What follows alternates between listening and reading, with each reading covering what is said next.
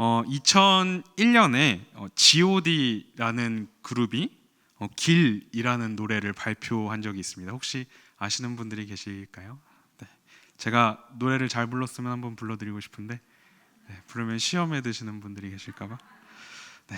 당시에 이제 그 길이라는 노래가 굉장히 많은 인기를 얻은 노래입니다. 그리고 지금도 많은 사람들에게 명곡으로 인정받고 있는 그런 노래 중에 한 곡입니다. 그런데 이 노래의 가사를 보면 이런 가사가 나옵니다. 노래로 말고 이제 가사로 읽어드릴게요. 네. 내가 가는 이 길이 어디로 가는지, 어디로 날 데려가는지, 그곳은 어딘지 알 수 없지만 오늘도 난 걸어가고 있네. 나는 왜 이 길에 서 있나? 이게 정말 나의 길인가? 이 길의 끝에 내 꿈은 이루어질까? 이런 가사가 그 노래에 있습니다. 자신이 어떤 길을 걸어가고 있기는 한데 그 길이 정말 나의 길인지는 확실하지 않다는 거죠. 그래서 계속 이 길을 걸어갈 수 있는 자신이 없다는 겁니다. 인생의 불확실함에 대해서 이렇게 이야기하고 있는 이 노래가 많은 사람들에게 공감을 얻고 인기를 얻었습니다. 근데 생각해보면 정말 그렇지 않습니까? 우리 인생은 너무나 불확실합니다. 당장 우리 1분 이후도 어떤 일이 일어날지 알 수 없는 것이 우리의 인생이고, 그렇기 때문에 날마다 우리가 걱정과 불안과 염려 가운데 살아갈 수밖에 없는 것이 우리의 인생입니다. 3월이 되면서부터 저에게 한 가지 긴장이 생겼습니다. 출산 예정일이 이번 달로 다가왔기 때문에 이 아이가 언제 이 세상으로 나올 것인가, 이 긴장이 3월에 들어서면서부터 제 안에 생기게 됐습니다. 사역이 좀 없을 때, 덜 바쁠 때 좀 나왔으면 좋겠는데 어찌 될지는 알 수 없습니다. 우리가 함께 읽은 이 시편 23편에는 성도의 인생이 어떠한지가 굉장히 잘 담겨져 있다고 생각이 됩니다. 인생이 어떻게 흘러가게 될지, 우리가 가고 있는 이 길이 어떤 길인지에 대한 그 막연한 불안함과 두려움 속에서 오늘 우리가 읽은 이 시편 23편 말씀은 하나님의 백성, 곧 성도의 인생이 어떻게 흘러가게 되는지를 잘 보여주고 있습니다. 자, 그렇다면 먼저 성도란 어떤 사람일까요? 오늘 본문의 표현을 조금 빌려서 쓰자면 성도란 여호와 하나님을 나의 목자로 고백하고 따르는 사람, 그런 사람이 성도라고 이야기할 수 있을 것입니다. 그리고 시편 23편은 여호와를 나의 목자로 삼는 그 성도의 인생이 어떤 인생인지를 우리에게 쭉 그려주고 있습니다. 먼저 우리가 2절을 한번 같이 읽어보겠습니다. 2절 말씀입니다. 시작.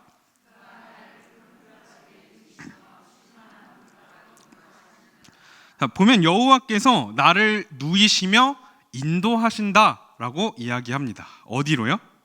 푸른 풀밭과 쉴만한 물가로 인도하신다고 하십니다. 그렇다면 푸른 풀밭과 쉴만한 물가가 어떤 곳일까요? 양이 마음껏 먹고 마시고 평안하게 쉴 수 있는 곳입니다. 하나님께서 나의 목자가 되신다는 것은 하나님께서 나의 먹고 마시는 것을 책임져 주신다는 거예요. 생계에 대한 염려로부터 우리를 지켜주시고 안심할 수 있게 해주신다는 것입니다. 제 어린 시절을 돌아보면 저희 부모님이 이제 목회를 하고 계신데 뚜렷하게 기억나지는 않지만 참 가난하게 살았던 것 같아요. 아버지께서 이제 대학에 다니시면서 20대 초반부터 이렇게 사역을 시작하셨고, 그렇기 때문에 돈이 얼마나 있었겠습니까? 단칸방에서 이제 할머니와 할아버지 5명이서 막 이렇게 살기도 하고, 지하와 반지하를 이렇게 돌아다니면서 싼 집으로 이렇게 돌아다니면서 그렇게 살았던 기억이 어렴풋하게 납니다. 그런데 지금 저희 집을 한번 생각해 보면 되게 잘 산다고 생각이 돼요. 부족함 없이 풍성하게 살고 있다라는 생각이 듭니다. 인간적으로 생각할 때는 도저히 풍성하게 살 수 없을 것 같은 환경인데 굉장히 풍성하게 부족함 없이 살고 있다라고 느낍니다. 이런 것을 제가 경험하면서 한 가지 깨닫게 된 것이 있어요. 하나님께서 우리 인생을 책임져 주시는구나. 하나님께서 먹이시고 입히시는구나. 이것을 깨닫게 되었습니다. 그리고 예수님께서도 제자들에게 이렇게 말씀하셨습니다. 우리 누가복음 12장 29절 한번 같이 읽어보겠습니다. 시작. 너희는 무엇을 먹을까 무엇을 마실까 하여 구하지 말며 근심하지도 말라. 아멘. 하나님께서 하나님의 백성들을 먹이시고 마시게 하시고 책임지신다는 것입니다. 이처럼 여호와를 나의 목자로 삼는 인생은 하나님께서 그 인생을, 그 삶을 책임져 주시는 인생입니다. 그런데 오늘 말씀이 여기서 딱 끝났으면 참 좋았을 것 같은데 다음 장소가 등장을 합니다. 우리 3절 한번 같이 읽어보겠습니다. 시작. 내 영혼을 소생시키시고 자기 이름을 위하여 의의 길로 인도하시는도다. 푸른 풀밭, 쉴만한 물가로 인도하셨던 그 목자이신 여호와 하나님께서 이제 양들을 다른 곳으로 인도하십니다. 어디죠? 의의 길. 우리 성도님들은 의의 길이라는 말을 딱 들으셨을 때 어떤 느낌이 드십니까? 의의 길? 그 길 조금 힘든 길 아닌가? 그렇죠? 이런 생각이 듭니다.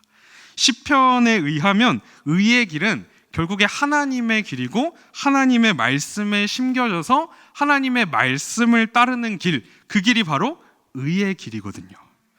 그런데 하나님의 말씀을 따르면서 산다는 게 쉬우시던가요? 네, 저는 어렵더라고요. 누군가 내 한쪽 뺨을 탁 때리면 반대쪽 뺨도 돌려대십니까? 아니면 나도 뺨을 한 대 탁 때리십니까? 누군가 내 것을 가져가려고 할 때 숨겨둔 것도 내어주십니까? 아니면 내 것을 빼앗기지 않으려고 지키려고 안간힘을 쓰십니까? 하나님 말씀대로 산다는 게 참 쉽지가 않아요. 참아야 되고 용서해야 되고 베풀어야 되고 희생해야 되고 내가 죽어야 되는 그런 길이 의의 길입니다. 참 어려워요. 그런데 하나님께서 그 의의 길로 우리를 인도하신다라고 말씀하고 있습니다. 생각해보면 신앙의 여정이라는 것이 이런 것 같아요. 처음에 예수 믿고 신앙생활하면 내가 가지고 있었던 그런 문제들도 막 잘 해결이 됩니다. 기도해도 막 금방금방 응답되고 하나님이 막 다 들어주시는 것 같아요. 먹고 마시고 눕고 쉬는 것 같아요. 그런데 계속 그 길을 가다 보면 결국 의의 길로 향하게 됩니다. 하나님께서 나에게 요구하시는 것이 점점 많은 것처럼 느껴지기 시작하고 내가 포기해야 될 것, 내가 희생해야 할 것들이 점점 많아지는 것처럼 느껴진다는 거예요. 그러다가 어디에 이르게 됩니까? 아예 사망의 음침한 골짜기에 이르게 됩니다. 고난과 어려움이 우리를 찾아오는 거예요. 그런데 괜찮습니다. 왜죠? 여전히 나의 목자이신 하나님께서 나를 인도하고 계시기 때문입니다. 하나님께서 나의 목자가 되어주시는 것은 단순히 우리를 푸른 풀밭, 쉴만한 물가에 머무르게 하기 위해서가 아닙니다. 그보다 더 크고 위대한 목적이 있습니다. 우리 고린도후서 5장 15절 말씀 한번 같이 읽어보겠습니다. 시작. 그가 모든 사람을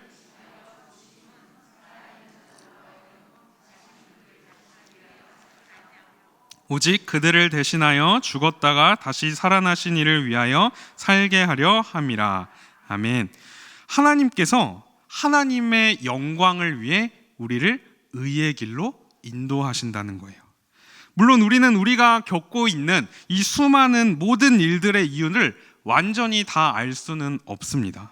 하지만 그럼에도 하나님께서 나의 목자이십니다 라고 고백할 때 그것은 우리가 이렇게 고백하는 것과 마찬가지예요. 나에게 일어나고 있는 이 모든 일들이 다 하나님의 영광을 위한 것입니다. 그 어떤 상황 속에서도 나의 목자 되신 하나님께서 나와 함께 하시며 나를 인도하고 계십니다. 그것이 때로는 사망의 음침한 골짜기를 지나는 것일지라도 하나님께서는 당신의 영광을 위해서 여전히 우리와 함께 하시며 여전히 우리를 인도하고 계신다는 것입니다. 그래서 다윗은 4절에서 이렇게 고백하고 있어요. 한번 4절 읽어보겠습니다. 시작. 내가 사망의 음침한 골짜기로 다닐지라도 해를 두려워하지 않을 것은 주께서 나와 함께 하심이라. 주의 지팡이와 막대기가 나를 안위하시나이다. 아멘. 내가 사망의 음침한 골짜기를 지날지라도 주님께서 나와 함께 하시기 때문에 나는 두렵지 않습니다. 이렇게 고백하고 있습니다.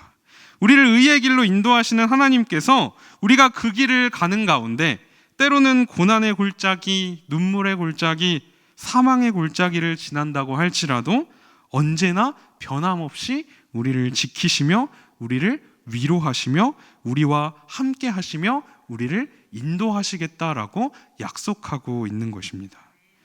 다니엘과 세 친구의 이야기를 보면요, 바벨론의 포로로 잡혀갔던 다니엘과 세 친구는 왕이 세운 금신상에 절하지 않아서 풀무불 속에 던져집니다. 의의 길을 가다가 사망의 골짜기를 지나가게 된 거거든요. 그런데 어떤 일이 일어났습니까? 다니엘서 3장 25절과 27절 우리 한번 같이 읽어보도록 하겠습니다. 시작. 왕이 또 말하여 이르되 내가 보니 결박되지 아니한 네 사람이 불 가운데로 다니는데 상하지도 아니하였고 그 넷째의 모양은 신들의 아들과 같도다 하고 총독과 지사와 행정관과 왕의 모사들이 모여 이 사람들을 본즉 불이 능히 그들의 몸을 해하지 못하였고 머리털도 그을리지 아니하였고 겉옷빛도 변하지 아니하였고 불탄 냄새도 없었더라. 아멘. 다니엘과 세 친구가 풀무불 속에 던져지지 않게 된 것이 아닙니다. 갑자기 막 비가 엄청나게 내려서 풀무불이 꺼져버리게 된 것도 아니에요. 그들은 풀무불 속에 던져졌지만 하나님께서 그 불 가운데에서도 그들과 함께 하셨고 그들을 그 맹렬한 풀무불 가운데에서 지키신 것입니다. 다윗은 그의 인생 속에서 이러한 하나님의 인도하심을 계속해서 경험했습니다. 그래서 때로는 그가 사망의 음침한 골짜기를 지날지라도 여전히 자신과 함께 하시는 그 하나님을 바라보며 담대하게 나아갈 수가 있었던 것이죠. 여기서 한 가지 놀라운 부분이 등장을 하는데요. 다윗은 3절까지 여호와 하나님을 가리켜서 그라고 3인칭으로 이렇게 표현을 합니다. 그러다가 4절에 딱 이르러서는 주라고 표현을 하는데 여기서 이 주라는 말은 당신이라는 2인칭 표현입니다. 그러니까 하나님을 당신이라고 번역할 수 없어서 한글 성경에는 이제 주라고 표현하고 있지만 너라는 당신이라는 2인칭 표현인 것입니다. 그래서 히브리어 표현에서 이 그라는 3인칭에서 당신이라는 2인칭으로 표현이 바뀌게 되는 것은 그 관계가 더욱 친밀해진 것을 보여주고 있는 것입니다. 다윗과 하나님과의 관계가 더 친밀해졌다는 거예요. 언제요? 사망의 음침한 골짜기를 지날 때. 다윗은 그 사망의 골짜기를 지나가는 가운데 하나님을 더욱더 친밀하게 경험하게 된 것입니다. 그 관계가 더 깊어진 거예요. 혹 지금 고난의 골짜기, 또 눈물의 골짜기, 사망의 골짜기를 지나고 계신 성도님들이 계십니까? 그렇다면 그 시간은 어쩌면 하나님께서 주신 하나님과 더 친밀해질 수 있는 은혜의 시간일지 모릅니다. 나에게 찾아온 그 고난과 문제가 나의 목자 되신 그 하나님을 더욱더 친밀하게 알고 경험할 수 있는 은혜의 통로가 될 수 있다는 것입니다. 그러다가 이제 5절로 넘어가게 되면 하나님과의 그 친밀함이 더욱더 깊어진 새로운 그림이 등장합니다. 5절 우리 같이 읽어보겠습니다. 시작. 주께서 내 원수의 목전에서 내게 상을 차려주시고 기름을 내 머리에 부으셨으니 내 잔이 넘치나이다. 아멘. 하나님께서 원수의 눈앞에서 다윗에게 상을 차려주시고, 밥상이라는 뜻이거든요. 상을 차려주시고 기름을 부어주십니다. 무슨 그림일까요?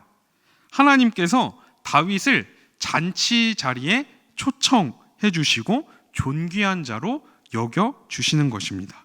특별히 여기서 함께 식사한다는 것은 더욱 친밀한 관계를 맺는 것을 의미합니다. 그래서 구약을 보면 이제 서로 언약을 맺을 때 음식을 같이 먹는 장면들이 반복해서 등장하는 것을 볼 수가 있습니다. 그러니까 이 장면은 하나님께서 다윗과 맺으신 그 언약의 관계가 더욱더 깊어지고 있는 것을 우리에게 보여주고 있는 것입니다. 하나님께서 다윗과 맺었던 그 언약대로 이제 더 이상 목자와 양의 관계가 아니라 아버지와 아들의 관계가 되는 것입니다. 다윗은 자신의 원수 앞에서 하나님께서 베푸신 이 놀라운 은혜를 경험한 거예요. 그래서 다윗은 이렇게 고백할 수밖에 없었습니다. 여호와 하나님으로 인해 내게는 부족함이 없습니다. 아니, 부족함이 없는 정도가 아니라 내 잔이 넘치고 있습니다. 그리고 이 모든 과정을 돌아보면서 다윗은 이렇게 6절에서 고백하고 있습니다. 같이 읽어보겠습니다. 시작. 내 평생의 선하심과 인자하심이 반드시 나를 따르리니 내가 여호와의 집에 영원히 살리로다. 아멘. 여기서 선하심과 인자하심이라는 말은 하나님의 그 언약적 사랑, 그 언약적 신실하심을 드러낼 때 사용되는 표현입니다. 그러니까 하나님께서 반드시 당신의 약속을 지키시며 성취하신다는 거죠. 이 따르다라는 말에는 또 추격하다라는 의미가 있습니다. 그러니까 앞에서 살펴본 그 모든 과정을 지나가고 또 앞으로 그 어떤 과정을 지나가게 될 때에 하나님의 신실하신 사랑이 끝까지 다윗을 추적하면서 따른다는 거예요. 벗어날 수도 없고 피해갈 수도 없다는 겁니다. 이것이 은혜이지 않습니까? 우리는 끊임없이 하나님으로부터 벗어나려고 해요. 계속해서 하나님을 떠나서 살아가려고 합니다. 하나님께서 그런 우리를 그냥 붙잡지 않으시고 내버려 두셔도 아무 문제가 되지 않아요. 하지만 하나님께서는 예수 그리스도 안에서 우리와 맺으신 그 언약을 기억하시고 우리를 끊임없이 붙잡아 주십니다. 끝까지 우리를 추격하셔서 우리를 의의 길로 인도하시고 하나님과 함께하는 복된 길로 우리를 이끌어 가신다는 것입니다. 목자와 양의 관계를 생각해 보면 원래 양이 목자를 따라다녀야 살 수가 있습니다. 목자를 떠나는 그 순간 양은 수많은 위협에 휩싸이고 얼마 못 가서 죽을 수밖에 없어요. 그런데 오늘 말씀에서 우리에게 보여주는 이미지는 어떤 것입니까? 목자를 따라다니는 양이 아니라 양을 따라다니는 목자의 모습 같아요. 혹여나 자신의 양이 잘못될까 잠도 자지 않고 어디를 가야 이 양을 좋은 것을 먹일까, 조금 더 어떻게 하면 편안하게 쉬게 해줄까, 쉬지도 않고 갈 곳을 찾아보는 그런 목자의 모습을 보게 됩니다. 맹수의 위협과 수많은 위협으로부터 자신의 양을 지키기 위해 목숨 걸고 싸우는 그런 목자의 모습이 오늘 말씀 속에 담겨 있어요. 그리고 우리에게는 이미 그러한 목자가 계시죠. 바로 우리 주 예수 그리스도이십니다. 시편 23편을 보면요, 다 하나님께서 하신 일들에 대해서 이야기하고 있습니다. 하나님께서 푸른 풀밭 쉴 만한 물가로 인도하시고, 하나님께서 의의 길로 인도하시고, 하나님께서 사망의 음침한 골짜기에서도 함께 하시며 지켜주시고, 하나님께서 원수의 눈앞에서 상을 차려주시고 기름을 부어주십니다. 그리고 마지막에 가서 이 모든 일을 행하신 하나님에 대한 다윗의 반응이 딱 한 부분 등장합니다. 내가 여호와의 집에 영원히 살리로다. 내가 하나님께로 돌아가겠습니다. 내가 하나님의 품 안에 머물겠습니다. 내가 하나님의 집에 머물며 하나님의 뜻대로 살아가겠습니다. 성도의 인생은 이러한 하나님의 무한하신 은혜 안에 있는 인생입니다. 날마다 하나님이 어떤 분이신지를 깨닫고 경험하는 거예요. 그래서 그분을 더 알고 싶어하고, 때로는 넘어질지라도 여전히 나와 함께 하시고 나를 인도하시는 그 하나님을 기억하며 다시 일어나서 하나님 바라보고 하나님께 돌아가는 인생이 성도의 인생입니다. 이 땅의 많은 사람들은 자신이 가고 있는 그 길이 어디로 향하고 있는지 알지 못합니다. 그 길이 정말 맞는 길일까 확신할 수도 없어요. 혹 제대로 가고 있는 것처럼 보여도 언제 어떻게 잘못된 길로 빠지게 될지 알 수 없어서 불안과 염려 가운데 살아갈 수밖에 없는 인생입니다. 하지만 성도의 인생은 불확실한 인생이 아니에요. 왜냐하면 하나님께서 그의 목자가 되어주시는 인생이기 때문입니다. 우리의 인생은 하나님께서 목자가 되어주시는 인생입니다. 나는 내 인생을 다 알 수 없고 내가 가는 그 길을 알 수 없지만 우리의 목자 되신 하나님께서는 그 모든 것을 알고 계십니다.